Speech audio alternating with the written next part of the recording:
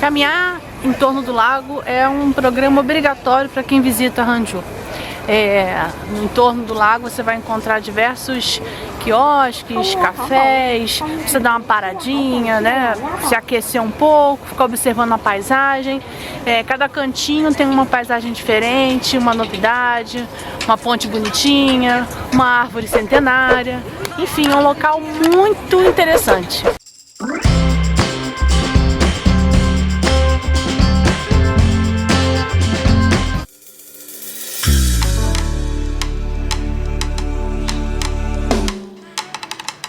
O Lago Oeste é um dos pontos turísticos mais importantes da cidade de Hangzhou. Ele conta com uma área de aproximadamente 6,5 km² e, em torno desta área, inúmeras atrações. Considerando sua posição central, acessá-lo é algo muito fácil para quem está instalado na cidade de Hangzhou. E assim, logo que chegamos, a primeira impressão já foi muito boa.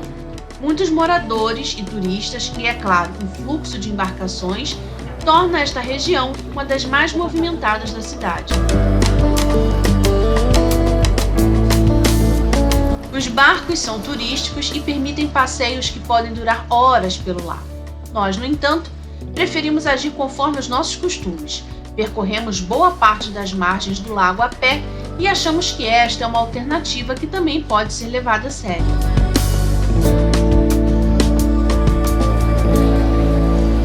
O Lago Oeste desempenhou um papel significativo na história e cultura chinesas. Ele influenciou o design de jardins em todo o país, bem como no Japão e na Coreia, e tem sido um símbolo de beleza e serenidade por séculos. Os chineses adoram este lugar, e quando não estão por aqui, levam um pouquinho do que é este lugar para outras partes do país. Um exemplo disso é o Palácio de Verão em Pequim. Lá se construiu um imenso lago inspirado no Lago Oeste de Hangzhou. Querendo conhecer este, deixaremos link na descrição deste vídeo.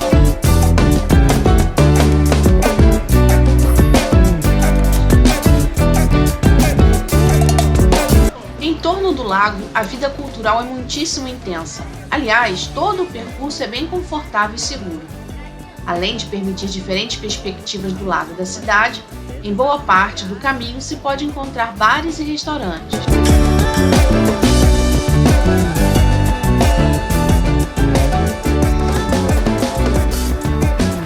Úrsula, a Costa devia nos patrocinar. Sim, a gente sempre vai parar no Costa, né? Foi assim em Edimburgo, depois foi em Varsóvia e agora Aqui em Hangzhou, na China. Dias de frio, a Costa.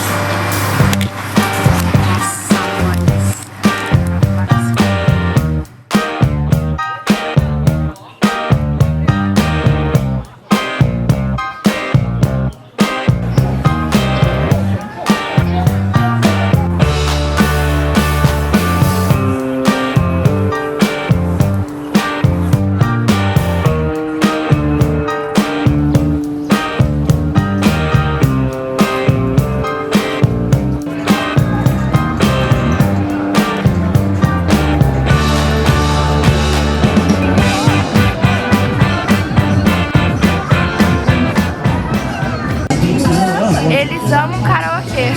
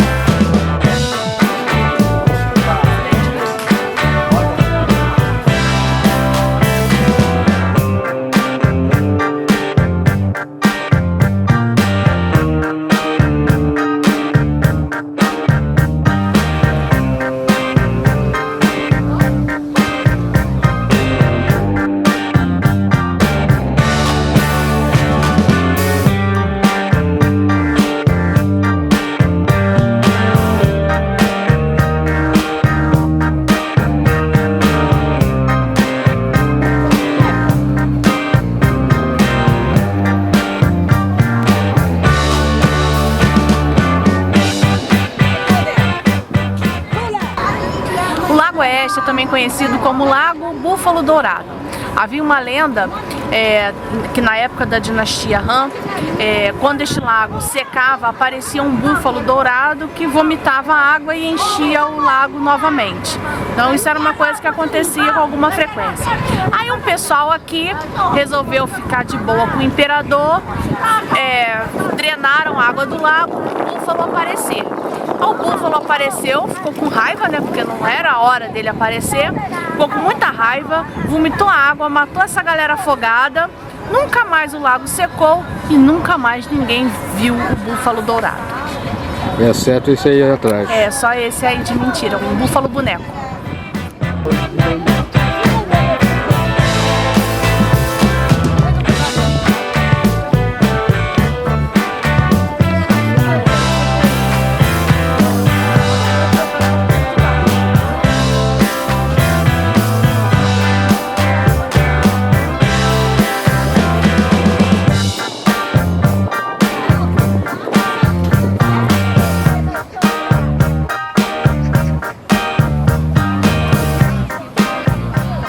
Uma coisa interessante que a gente tem observado, né, nas nossas andanças em algumas cidades aqui da China é como eles tratam das árvores, né, que ficam em locais públicos.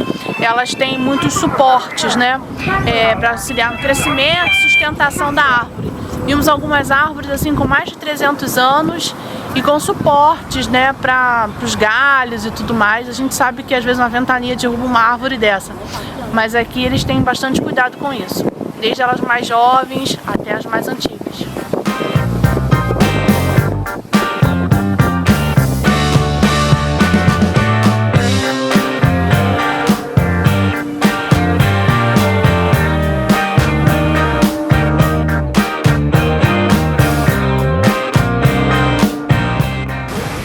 Este é o pier imperial, em que os imperadores da dinastia Han saíam para dar uma volta de barco aqui pelo Lago Oeste.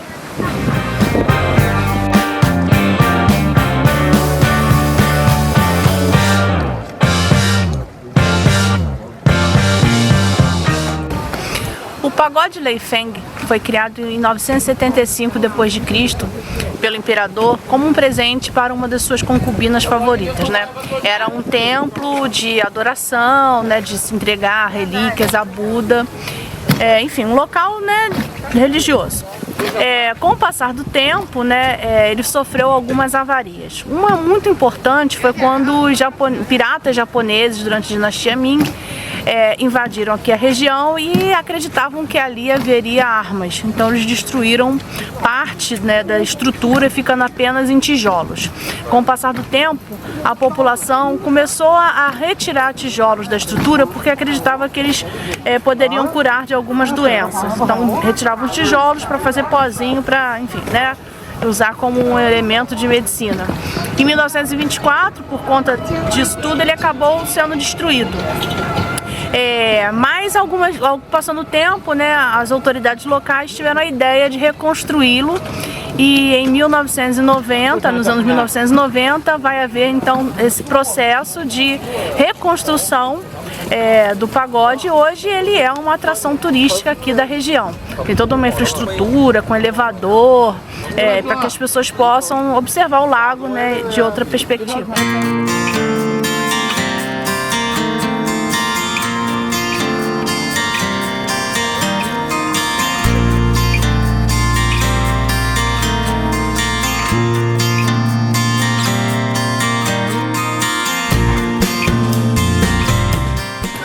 Uma coisa que a gente já comentou nos vídeos das outras cidades que visitamos aqui na China é a quantidade de banheiros públicos à disposição e banheiros de qualidade, né, limpos, perto assim um dos outros, e você não precisa pagar por eles.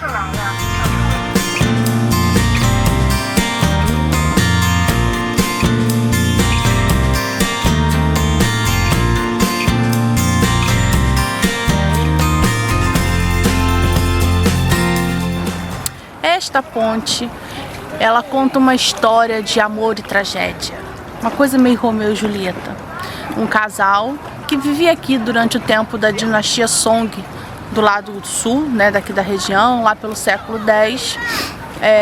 queria viver juntos por amor, mas a mãe da moça proibiu esse relacionamento. Então eles vieram para cá e se jogaram no lago juntos e morreram afogados. Então as pessoas vêm aqui, o nome da ponte é literalmente morreram afogados, alguma coisa nesse sentido, e ficam relembrando, né, este amor proibido. Mas não só isso, também é daqui que se tem a melhor visão do pagode ali atrás.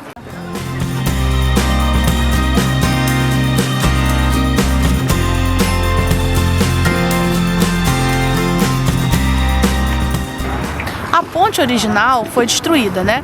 Então essa é uma reconstrução da ponte da onde teria ocorrido essa história tão trágica.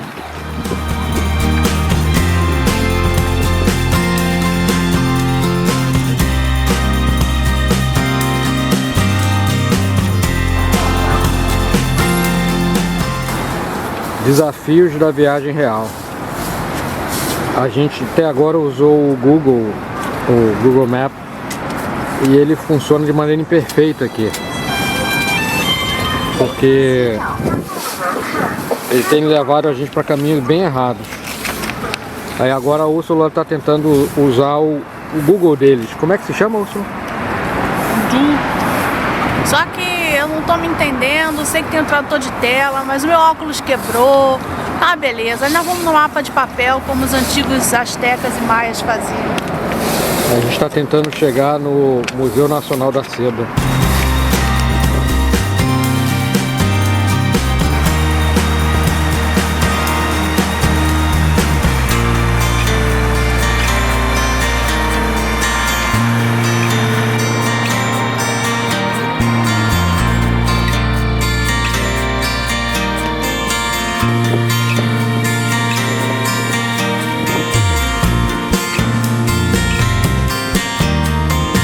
O tempo passou e encontramos o nosso caminho, mas com ele também nos deparamos com o frio do inverno.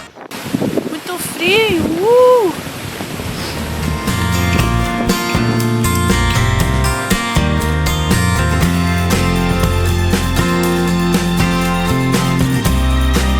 Esperamos que tenha curtido um pouco do Lago Oeste de Hangzhou conosco. Em nosso canal, há muitos outros destinos e experiências que você poderá apreciar. Vem com a gente!